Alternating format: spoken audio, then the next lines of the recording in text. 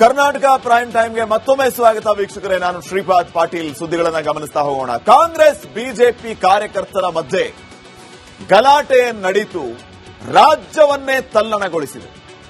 ಬಳ್ಳಾರಿಯ ಭೂಮಿ ಮತ್ತೊಮ್ಮೆ ರಕ್ತದ ರುಚಿಯನ್ನ ನೋಡಿದೆ. ಗಣಿನಾಡಿನಲ್ಲಿ ರೆಡ್ಡಿ ವರ್ಸಸ್ ರೆಡ್ಡಿ ರಾಜಕಾರಣ ಶುರುವಾಗಿದೆ.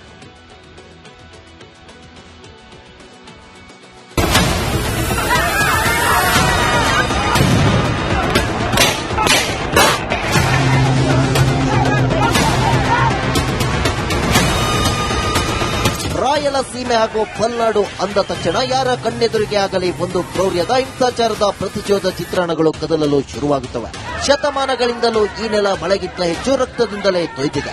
ಸಡಗರ ಸಂಭ್ರಮದ ಬದಲು ನರಳಿಕೆ, ಆಕ್ರಂದನ, ಭೀಕರತೆ, ಭಯವನ್ನೇ ಹಾಸಿ ಹೊದ್ದು ಮಲಗಿಕೊಂಡು ಬಂದಿದೆ. ಅಂಥದ್ದೇ ರಾಜಕೀಯ ಬಳ್ಳಾರಿಯಲ್ಲಿ ಶುರುವಾಗಿದೆ.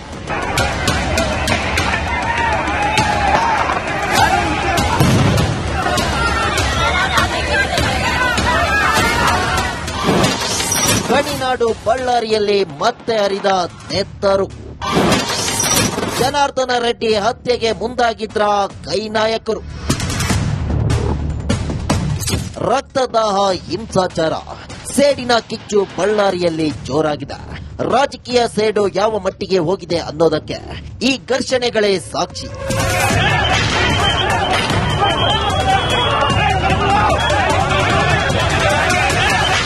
ಸ್ಟೇಟ್ ರಾಯಲಸೀಮೆ ಮಾದರಿಯ ಗಲಾಟೆ ನಿನ್ನೆ ಬಳ್ಳಾರಿಯಲ್ಲಿ ನಡೆದಿದೆ. ವಾಲ್ಮೀಕಿ ಜಯಂತಿ ಪ್ರಯುಕ್ತ ಹಾಕಿದ್ದ ಫ್ಲೆಕ್ಸ್ ಕಾರಣಕ್ಕೆ ದೊಡ್ಡ ಕಿರಿಕಾಯಿತು. ಜನಾರ್ದನ್ ರೆಡ್ಡಿ, ಶ್ರೀರಾಮುಲು ಬಣ ಒಂದು ಕಡೆ ನಿಂತಿದ್ರೆ, ಬಳ್ಳಾರಿ ಸಿಟಿ ಶಾಸಕ ನಾರಾ ಭರತ್ ರೆಡ್ಡಿ ಬಣ ಇನ್ನೊಂದು ಕಡೆ.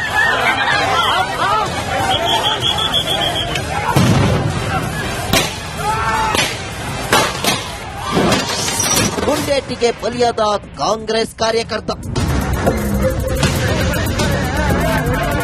ಕಾಂಗ್ರೆಸ್ ಬಿಜೆಪಿ ಕಾರ್ಯಕರ್ತರ ಘರ್ಷಣೆಯಲ್ಲಿ ಫೈರಿಂಗ್ ಆಗಿದ್ದು, ಕಾಂಗ್ರೆಸ್ ಕಾರ್ಯಕರ್ತ ರಾಜಶೇಖರ್ ಮೃತಪಟ್ಟಿದ್ದಾರೆ. ಪ್ರಕರಣಕ್ಕೆ ಸಂಬಂಧಿಸಿದಂತೆ ಶಾಸಕ ಜನಾರ್ದನ್ ರೆಡ್ಡಿ, ಶ್ರೀರಾಮುಲು, ಸೋಮಶೇಖರ್ ರೆಡ್ಡಿ ಹಾಗೂ ದಮ್ಮೂರು ಶೇಖರ್ ಸೇರಿ ಒಟ್ಟು 11 ಜನರ ವಿರುದ್ಧ ಎಫ್ಐಆರ್ ದಾಖಲಾಗಿದೆ.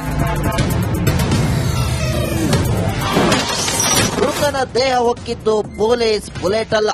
ಪ್ರಾಥಮಿಕ ಮಾಹಿತಿ ಪ್ರಕಾರ ಅದು ಪೊಲೀಸರ ವೆಪನ್ ಇಂದ ಬಂದಿರುವಂತಹ ಗುಂಡು ಅಲ್ಲ, ಅದೊಂದು ಪ್ರೈವೇಟ್ ವೆಪನ್ ಇಂದಾನೆ ಬಂದಿದೆ ಅಂತ ಗೊತ್ತಾಗಿದೆ. ಅದನ್ನ ಇನ್ನೂ ವಿಚಾರಣೆ ಮಾಡ್ತಾ ಇದ್ವಿ. FSL ನವರು ಚೆಕ್ ಮಾಡ್ತಾ ಇದ್ದಾರೆ. ಅದನ್ನ ಇನ್ನು ಮುಂದಿನ ಮಾಹಿತಿ ನಾವು ಶೇರ್ ಮಾಡ್ತೀವಿ. 7 ಗನ್ಮ್ಯಾನ್ಗಳ ಬುಲೆಟ್ ಲೆಕ್ಕ ಕೊಟ್ಟಿದ್ದೇವೆ. ಅವನ ಜೀವನ, ಅವನ ಬದುಕೇ ಅಷ್ಟು. ಅವನು ಬಳ್ಳಾರಿ ಉದ್ಧಾರ ಆಗ್ಬೇಕು, ಕರ್ನಾಟಕ ಉದ್ಧಾರ ಆಗ್ಬೇಕಂತಿಲ್ಲ. ಅವನು ಯಾವತ್ತು ಸ್ವಂತಕ್ಕೆ ಬೆಳಿಬೇಕು, ಜನ ಹಾಳಾಗಿ ಹೋಗ್ಬೇಕು, ನಾನು ಸುಖವಾಗಿರ್ಬೇಕು, ಇಲ್ಲಿ ಯಾರ ಹೆಸರು ಬರಬಾರ್ದು, ನನ್ನ ಹೆಸರು ಬಿಟ್ಟು ಯಾರ್ದು ಅಂತೇಳಿ ಅವಂದು. 7 ಮಂದಿ ಗನ್ಮ್ಯಾನ್ಗಳನ್ನ ಕರೆಸಿ ನಾನು ಅವ್ರಿಗೇನು ರೆಕಾರ್ಡ್ ಇರುತ್ತೆ, ಎಷ್ಟು ಬುಲೆಟ್ಗಳು ಕೊಟ್ಟಿದ್ದಾರೆ, ಅವರೆಲ್ಲ ಗನ್ಗಳನ್ನ ಸೀಸ್ ಮಾಡಿದ್ದಾರೆ. ಸೀಸ್ ಮಾಡಿ ಆ ಬುಲೆಟ್ಗಳನ್ನ ತಗೊಂಡಿದ್ದಾರೆ, ಲೆಕ್ಕಾಚಾರ ಮಾಡಿಕೊಂಡಿದ್ದಾರೆ. ಹೊಸ ಗನ್ಗಳನ್ನು ಕೊಟ್ಟು ಮತ್ತೆ ಡ್ಯೂಟಿ ಕಳಿಸಿದ್ದಾರೆ ನಮ್ಮ 7 ಮಂದಿ ಗನ್ಮ್ಯಾನ್ಗಳನ್ನ. ಇಡೀ ಬಳ್ಳಾರಿಯನ್ನ ಕೈವಶ ಮಾಡಿಕೊಳ್ಳೋ ಪ್ಲಾನ್. ಇವತ್ತು ನನ್ನ ಹುಡುಗ ಇವತ್ತು ಬುಲೆಟ್ ಬಿದ್ದು ಏನು ತೀರ್ಕೊಂಡು ಹೋಗಿದೆ. ನನ್ನ ಹುಡುಗ ಅದೇ ಇವಾಗೇನು ನಮ್ತಾಗ ಏನು ಇಲ್ಲ ಅಂತ ಹೇಳಕ್ಕಿಲ್ಲ, ಎಲ್ಲ ನಮ್ಮ ಹತ್ರನೂ ಇದೆ.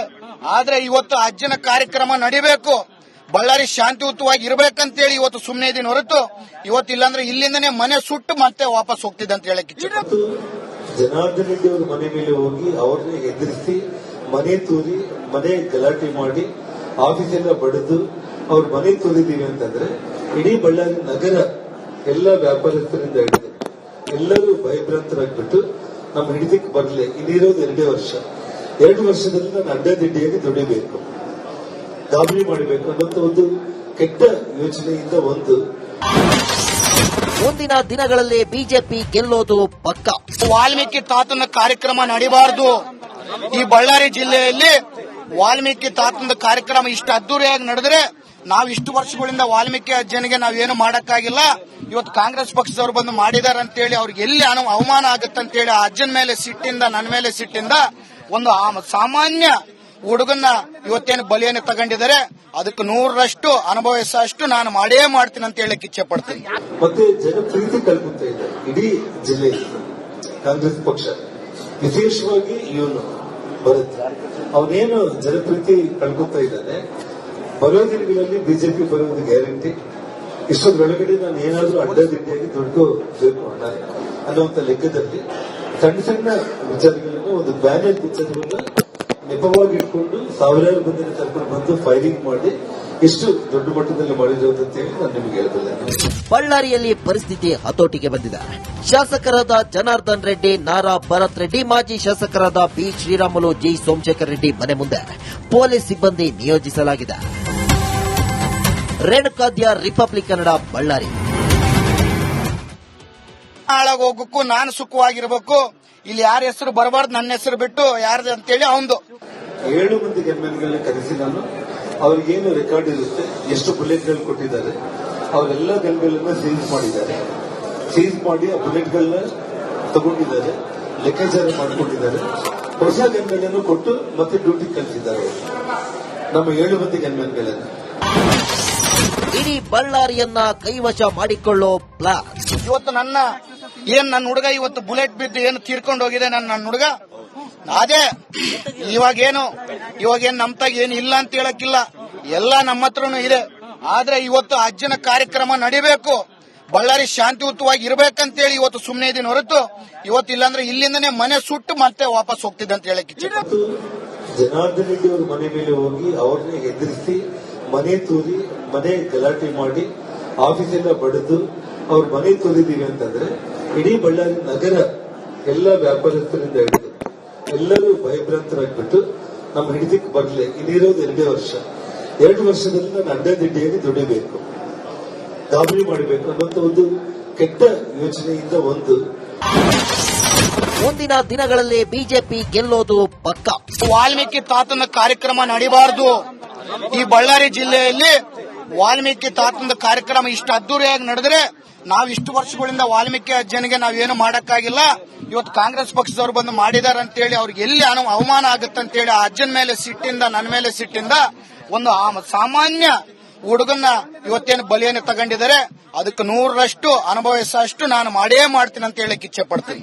ಮತ್ತೆ ಜನಪ್ರೀತಿ ಕಳ್ಕೊಂತ ಇದೆ ಇಡೀ ಜಿಲ್ಲೆಯಲ್ಲಿ ಕಾಂಗ್ರೆಸ್ ಪಕ್ಷ, ವಿಶೇಷವಾಗಿ ಇವನು ಬರುತ್ತೆ. ಅವನೇನು ಜನಪ್ರೀತಿ ಕಳ್ಕೊಂತ ಇದ್ದಾನೆ. ಬರೋ ದಿನಗಳಲ್ಲಿ ಬಿಜೆಪಿ ಬರುವುದು ಗ್ಯಾರಂಟಿ. ಇಷ್ಟೊಳಗಡೆ ನಾನು ಏನಾದ್ರೂ ಅಡ್ಡದಿಡ್ಡಿಯಾಗಿ ದುಡ್ಕೋಬೇಕು ಅನ್ನುವಂತ ಲೆಕ್ಕದಲ್ಲಿ ಸಣ್ಣ ಸಣ್ಣ ವಿಚಾರಗಳನ್ನು ಒಂದು ಬ್ಯಾನರ್ ವಿಚಾರವನ್ನ ನೆಪವಾಗಿ ಇಟ್ಕೊಂಡು ಸಾವಿರಾರು ಮಂದಿನ ಕರ್ಕೊಂಡು ಬಂದು ಫೈರಿಂಗ್ ಮಾಡಿ ಇಷ್ಟು ದೊಡ್ಡ ಮಟ್ಟದಲ್ಲಿ ಮಾಡಿರೋದು ಅಂತ ಹೇಳಿ ನಾನು ನಿಮಗೆ ಹೇಳ್ತಿಲ್ಲ. ಬಳ್ಳಾರಿಯಲ್ಲಿ ಪರಿಸ್ಥಿತಿ ಹತೋಟಿಗೆ ಬಂದಿದೆ. ಶಾಸಕರಾದ ಜನಾರ್ದನ್ ರೆಡ್ಡಿ, ನಾರಾ ಭರತ್ ರೆಡ್ಡಿ, ಮಾಜಿ ಶಾಸಕರಾದ ಬಿ ಶ್ರೀರಾಮುಲು, ಜಿ ಸೋಮಶೇಖರ್ ರೆಡ್ಡಿ ಮನೆ ಮುಂದೆ ಪೊಲೀಸ್ ಸಿಬ್ಬಂದಿ ನಿಯೋಜಿಸಲಾಗಿದೆ. ರೇಣುಕಾದ್ಯ, ರಿಪಬ್ಲಿಕ್ ಕನ್ನಡ, ಬಳ್ಳಾರಿ.